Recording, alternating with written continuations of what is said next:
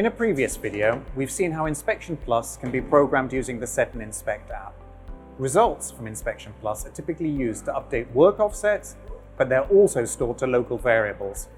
There they can be used for building up logic, and they can also be used to raise alarms. In this video, we're going to look at what else can be done with that data. On this control, we've got a database where it's being stored in an app where it can be displayed. Mike, tell us a bit about that app then. Yeah, so on this control, we have another Windows-based app, much like Set and Inspect. So it's installed directly on the control, and that's called Reporter.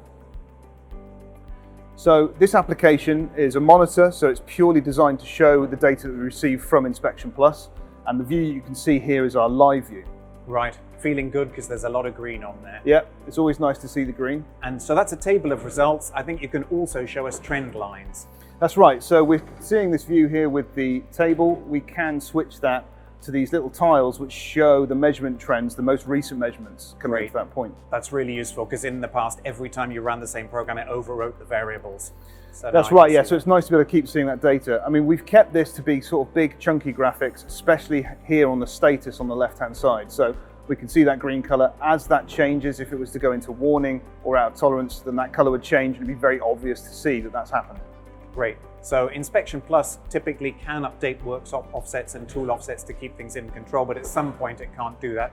You mentioned the warnings there. Is that user configurable? Yeah, that's right. So you could define the bands that you see here. Right. Obviously, right now we're just looking at the current part, but if we change to this tab, you mentioned about the database. Obviously, because we have that and we store this data, here we can look at every single part that's been actually measured on the machine tool.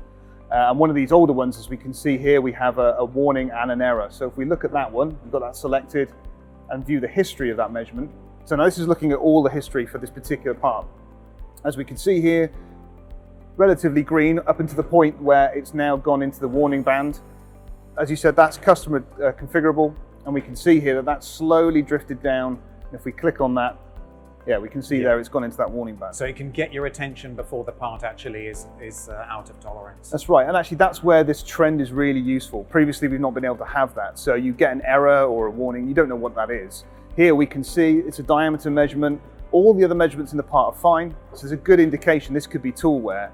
But of course, if one of these was to suddenly go out of tolerance, something a bit more dramatic's happened, maybe a tool's broken, or perhaps maybe the part's shifted. So it gives you a bit of an indication of the kind of things you might want to look into as to what's causing that error.